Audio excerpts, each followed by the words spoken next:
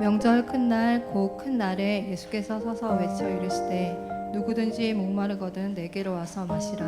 나를 믿는 자는 성경의 이름과 같이 그 배에 생수의 강이 흘러나오리라 하시니 이는 그를 믿는 자들이 받을 성령을 가리켜 말씀하신 것이라. 예수께서 아직 영광을 받지 않으셨으므로 성령이 아직 그들에게 계시지 아니하시더라. 이 말씀을 들은 무리 중에서 어떤 사람은 이 사람이 참으로 그 선지자라 하며 어떤 사람은 그리스도라 하며 어떤 이들은 그리스도가 어찌 갈릴리에서 나오겠느냐. 성경에 이르기를 그리스도는 다윗의 씨로 또 다윗이 살던 마을 베들레헴에서 나오리라 하지 아니하였느냐 하며 예수로 말미암아 무리 중에서 쟁론이 되니 그 중에는 그를 잡고자 하는 자들도 있으나 손을 대는 자가 없었더라. 아멘. 여러분들은 갈증을 느끼실 때 무엇으로 그 갈증을 해결하십니까? 일상생활에서나 또는 어떤 가벼운 운동을 한 뒤에는 물만으로도 그 갈증을 해결할 수가 있습니다. 하지만 격렬한 활동이나 어떤 운동을 한 뒤에는 물보다는 이온 음료가 더 효과적이라고 하죠.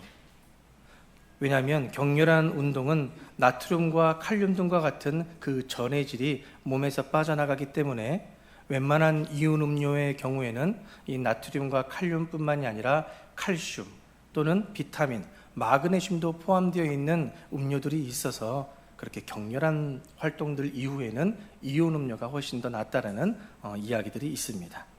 그러나 당뇨가 있으신 분들은 주의하셔야 되겠죠. 이온 음료 안에도 꽤 많은 당이 들어있기 때문입니다. 어떤 사람들은 요즘 날씨 같은 경우면 맥주만한 것이 없다. 맥주가 갈증 해소에 참 좋다고 말들을 합니다. 시원한 그 맥주의 청량감과 그 탄산이 입안을 시원케 하고 또 알코올이 그 긴장감을 풀어주면서 스트레스 완화와 함께 그 갈증이 사라진다고 하는데 사실 이것은 광고용 멘트고 사실은 실질적으로는 우리 몸에 탈수작용을 더 많이 일으키기 때문에 더 많은 물을 마셔줘야 한다는 것들 여러분들 다 알고 계시는 줄 압니다. 그러니 그리스도인들의 건덕상으로도 이 무더운 여름철 갈증을 해결하기 위해서 맥주를 찾기보단 물을 찾기를 바라고 소망합니다. 오늘 본문에서 예수님이 말씀하셨습니다. 누구든지 목마르거든 내게로 와서 마시라. 주님께서 가지고 계신 물은 어떤 물일까요? 만일 물이 아니라면 어떤 음료일까요? 물도 아니고 음료도 아니라면 과연 주님께서 가지고 계신 그것이 무엇을 의미하는 것일까? 우리 모두 오늘 본문의 말씀을 통해서 깨달을 수 있는 은혜와 지혜가 주어지기를 간절히 바라고 소망합니다. 유대인의 절기인 초막절 마지막 날 예수님께서 말씀하셨습니다. 누구든지 목마르거든 내게로 와서 마시라. 예수님은 대부분 말씀을 하시거나 가르치실 때 앉아서 하셨습니다. 그런데 지금 이 말씀은 서서 말씀을 선포하셨다고 성경이 기록하고 있습니다. 이것은 일반적이지 않은 매우 중요한 선언이라고 보아도 큰 무리가 없습니다. 그 중요한 선언이 뭐냐? 누구든지 목마르면 내게로 와서 마시라는 겁니다. 예수님이 그 갈증을 해결시켜 주신다는 거죠.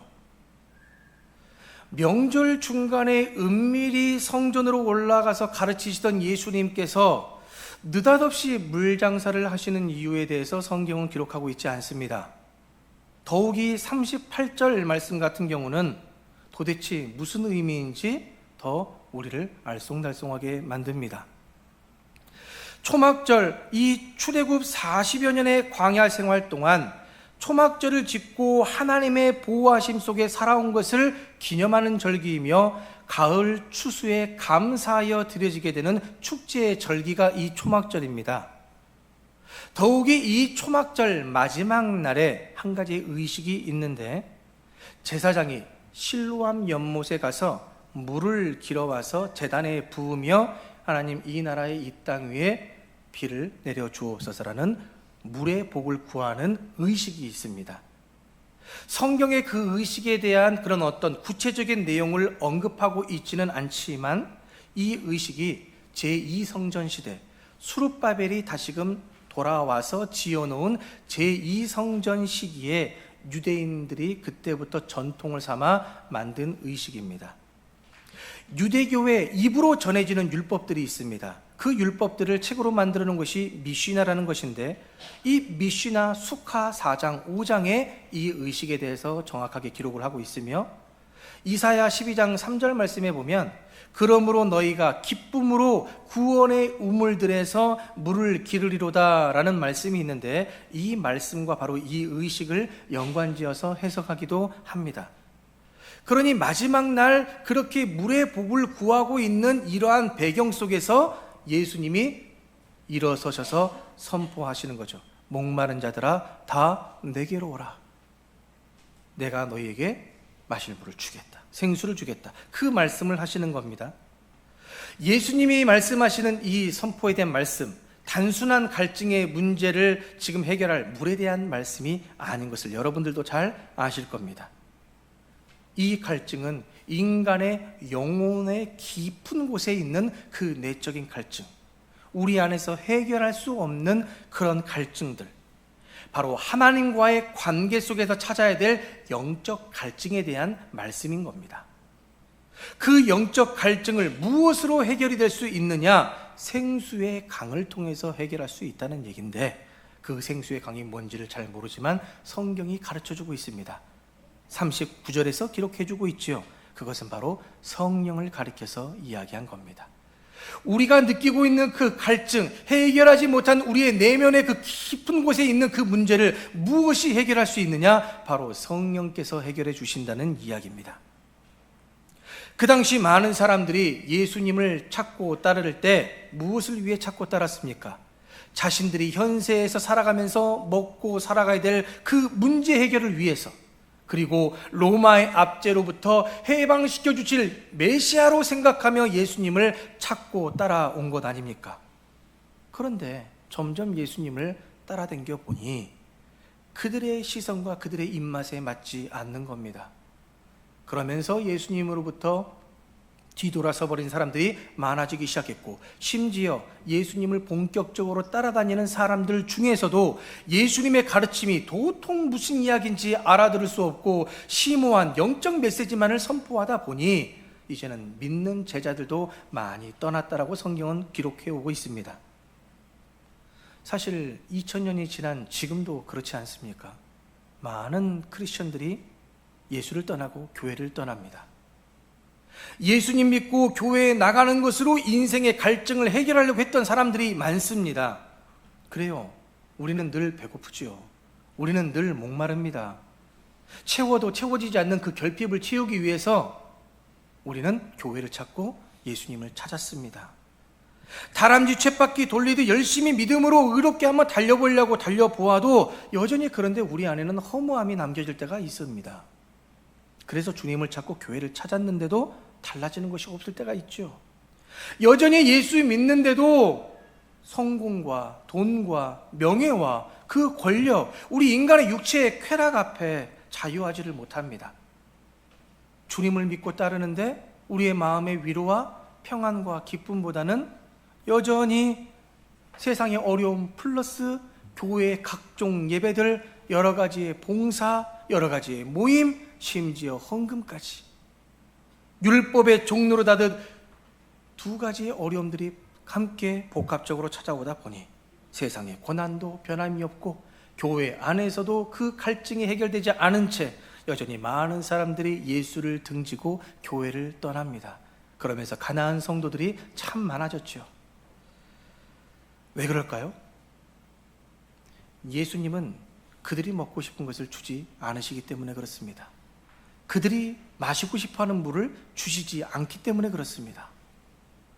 그들이 바라고 원하는 것을 채우시기 위해 존재하시는 분이 예수님이 아니십니다.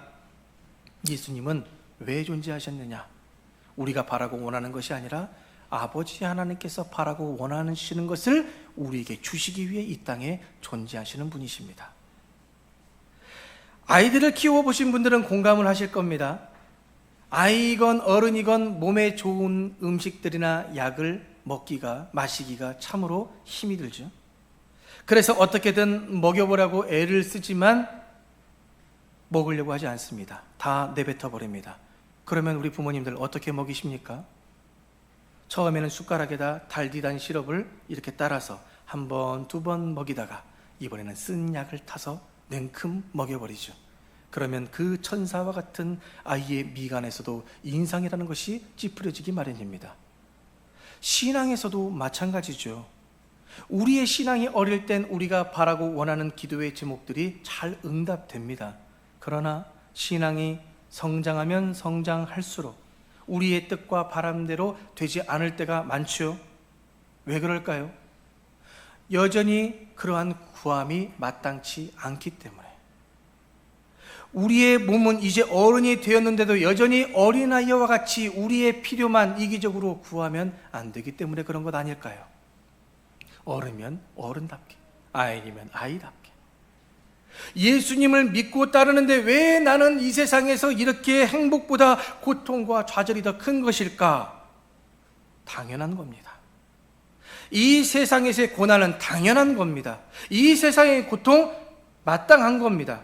왜냐하면 우리 인간들이 자신의 욕심으로 하나님의 다스림을 거부하였고 하나님의 말씀을 무시하였으며 넘지 말아야 될 선들을 넘어갔고 우리에게 허락해 주신 그 권세를 우리가 마귀에게 다 내어준 것 아닙니까? 이 세상은 그렇기 때문에 불의가 기승을 하고 있는 세대입니다. 그러므로 고통이 가득하며 고난이 가득할 수밖에 없습니다. 더욱이 믿음을 가지고 사는 사람들, 이 세상과 구별되어 그 반대를 걷기를 애쓰는 사람들, 의롭게 살려고 사는 사람들에겐 그 핍박과 고난과 아픔이 더 강해질 수밖에 없는 것이죠. 예수 믿으면 복 받는다고요? 그 복 받는 건 맞는데 도대체 여러분들이 생각하는 그 복은 무슨 복이라고 생각을 하십니까?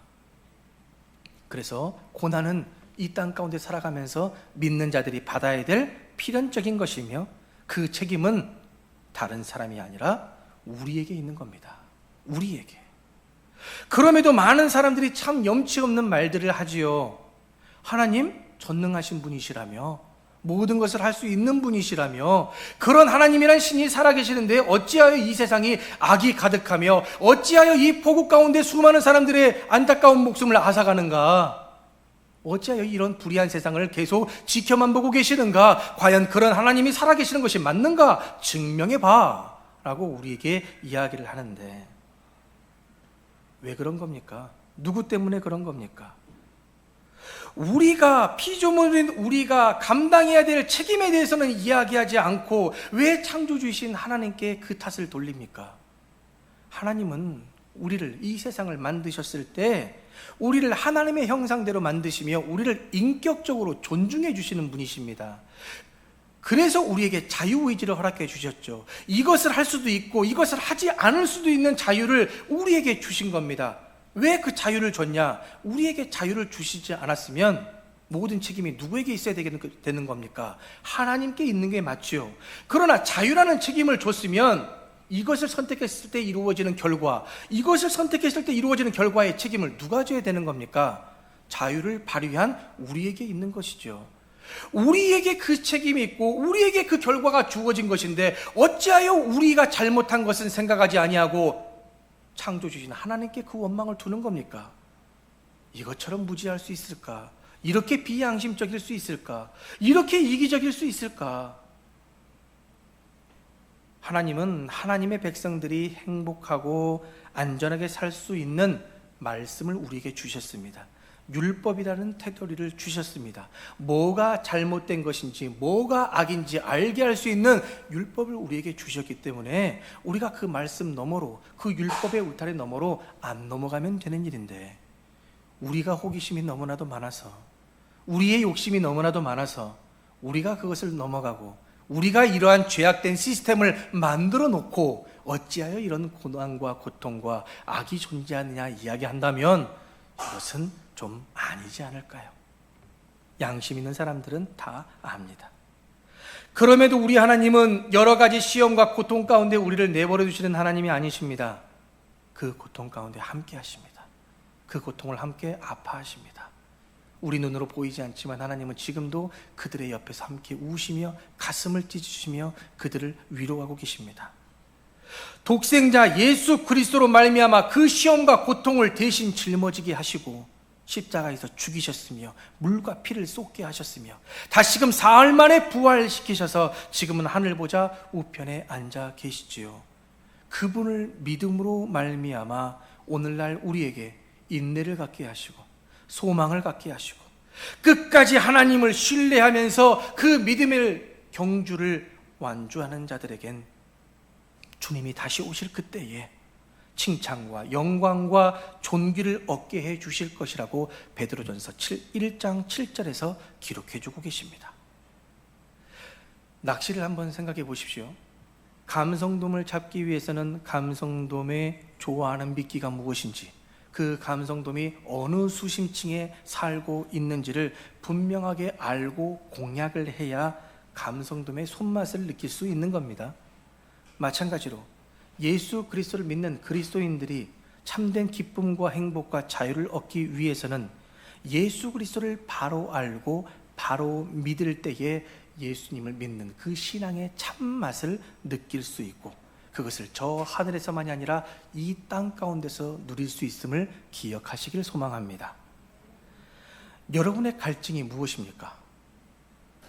여러분들은 예수를 믿어서 해소하고 싶은, 해결하고 싶어하는 그 갈증이 무엇입니까? 만일 그것이 이 세상의 성공이라면 여러분들은 명문대 아니면 대기업을 바라보시면서 자기개발과 기술을 준비하셔야 됩니다.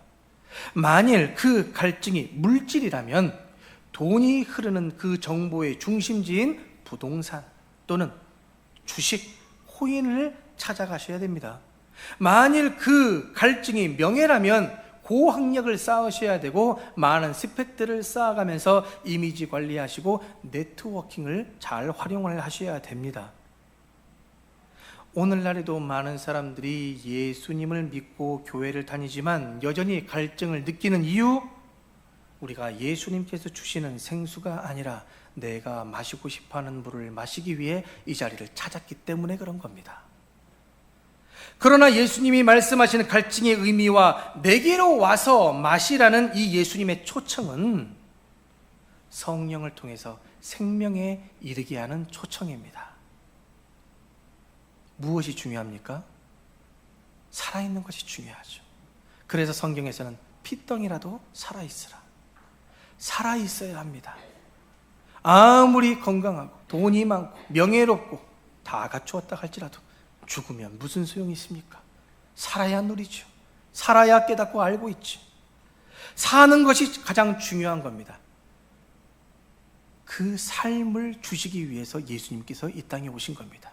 그 영생을 주시기 위해서 예수 그리스도께서 이 땅에 오셔서 우리에게 영원한 생명, 영원한 죽음이 아니라 영원한 생명을 주시기 위해서 예수님이 지금 나에게 오라, 내가 너희에게 영생을 줄게, 이 말씀을 지금 하시고 계시는 겁니다. 이것은 바로 관계 회복을 의미하는 거죠. 우리가 영원히 살기 위한 것은 어떻게 해야 됩니까? 이파리가 살기 위해서는 어디에 붙어 있어야 됩니까?